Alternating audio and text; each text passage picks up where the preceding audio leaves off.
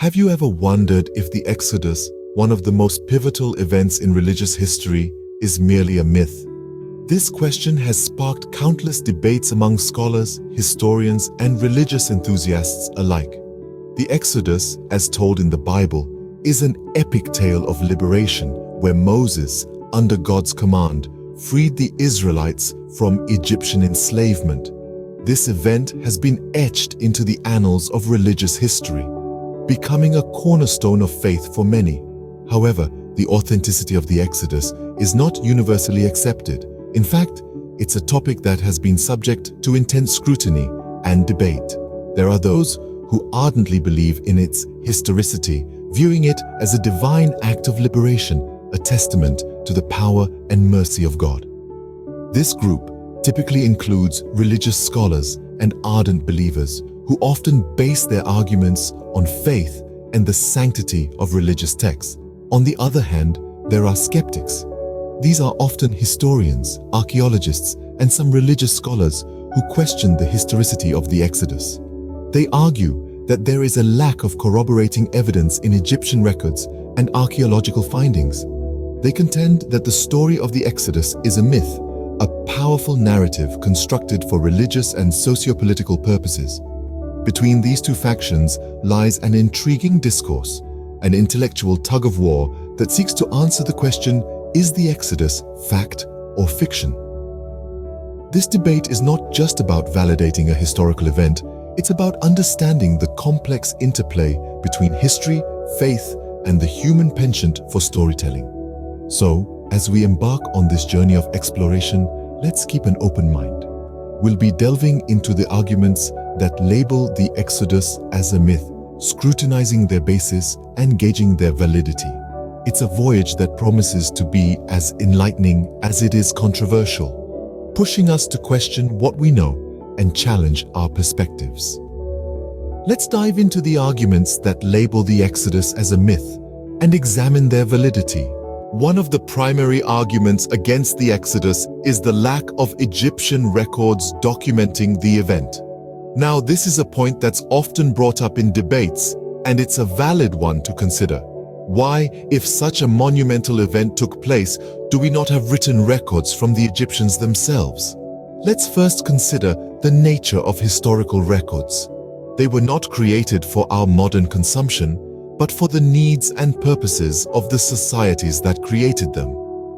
The ancient Egyptians, like many other civilizations, used their records to glorify their rulers and gods, not to chronicle their failures or embarrassments. An event like the Exodus, which would have been a significant defeat for the pharaoh, might not have been something they'd want to immortalize in stone. Moreover, the Egyptians were meticulous record keepers, but time has not been kind to their papyrus scrolls. The dry, hot climate of Egypt, coupled with the ravages of time, means that a vast majority of these records have been lost to us. So even if the Egyptians did record the Exodus, there's a very real chance that these records simply didn't survive. Now, let's not forget that absence of evidence is not evidence of absence. History is littered with examples of events and civilizations that were once thought mythical due to lack of concrete evidence, only to be later confirmed by new discoveries. Think of the city of Troy or the Hittite civilization. Both were once considered mere myths until archaeological discoveries proved otherwise. The lack of Egyptian records of the Exodus, then, can be seen as a puzzle, but not a definitive refutation. It's also a potent reminder of the limitations of relying solely on ancient records for historical validation. Other forms of evidence, like archaeological findings and cultural memories, must also be considered. So, the absence of Egyptian records, while intriguing, is not conclusive proof that the Exodus didn't happen. Our quest for understanding the past is a complex and nuanced one, requiring us to weigh all available evidence and to remain open to new discoveries and interpretations. Another argument skeptics often present is the lack of archaeological evidence supporting the Exodus. It's a valid point to consider, as archaeology plays a crucial role in understanding our past. But let's not forget, archaeology is a complex field, especially when it comes to events that unfolded thousands of years ago. The first challenge is the very nature of archaeological research. It involves sifting through layers of history, often with incomplete information. The sands of time have a way of swallowing whole cities, let alone traces of a mass migration like the Exodus. And even when artifacts are found, they rarely come with a neatly written tag explaining their significance. So, what about the evidence we do have?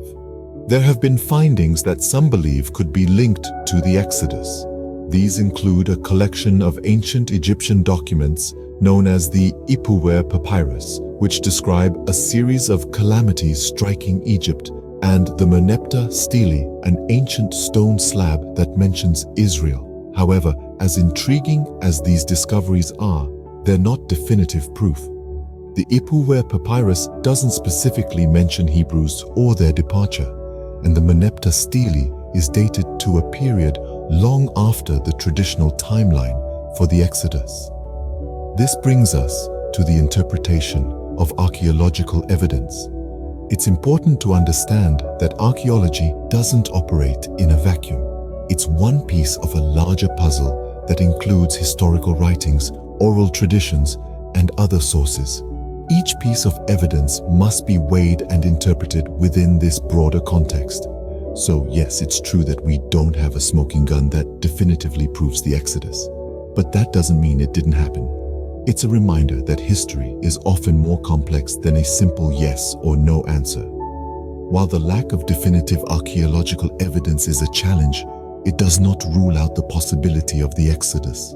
Skeptics also point to discrepancies in the timeline of the Exodus narrative. They argue that the biblical account of the Israelites' sojourn in Egypt and their subsequent liberation cannot be accurately placed within the established timeline of ancient Egypt.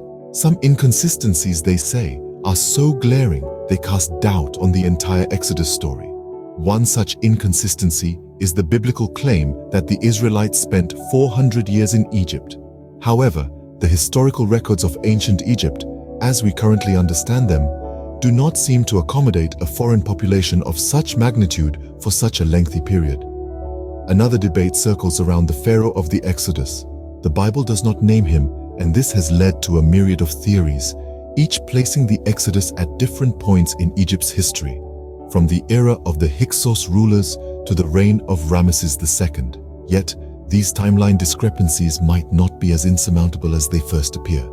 Ancient chronologies are notoriously complex and fluid. The dating of events in ancient times is often more art than science, and the further back in time we go, the hazier our view becomes.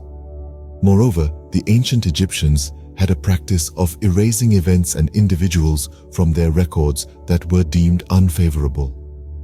Could the Israelites' period of enslavement be one of these erased chapters? It's a possibility that cannot be dismissed outright.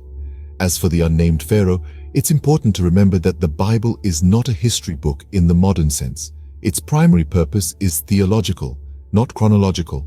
The absence of the Pharaoh's name might be more reflective of the narrative priorities of the biblical authors than of historical inaccuracy. In conclusion, while these timeline discrepancies are important to consider, they are not necessarily fatal to the Exodus narrative. They remind us to approach ancient histories with humility, acknowledging the limitations of our understanding and the complexities of the past. Timeline discrepancies, while important to consider, do not necessarily disprove the Exodus. Let's review the main points we've discussed today.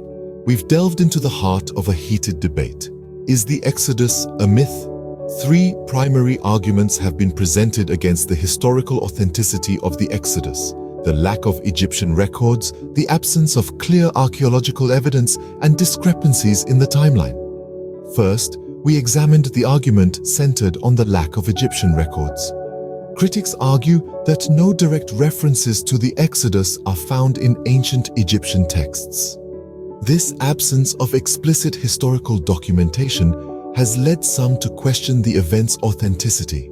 However, it's crucial to recall that absence of evidence is not necessarily evidence of absence. Next, we explored the argument regarding the absence of clear archaeological evidence. No definitive proof of the Israelites' journey across the wilderness or their encampment at Sinai has been unearthed, yet we must consider the harsh desert conditions and the transient nature of the Israelites' nomadic lifestyle, which could have left minimal traces. Then, we tackled the argument about timeline discrepancies. Critics point out that the Exodus's traditional dating doesn't align with the known historical events of ancient Egypt. Nevertheless, it's important to remember that precise dating in ancient history can be a tricky business, subject to interpretation and ongoing scholarly debate. While these arguments are compelling, they do not definitively disprove the Exodus. They merely highlight the complexity of the issue and the need for further research. We must tread carefully, understanding that historical truth is often elusive and multidimensional, shaped by a myriad of factors. In the end, the question of the Exodus's authenticity remains a complex and fascinating topic, inviting further exploration and understanding. It's a journey that takes us beyond the realm of facts and into the heart of belief, tradition, and the very essence of human history.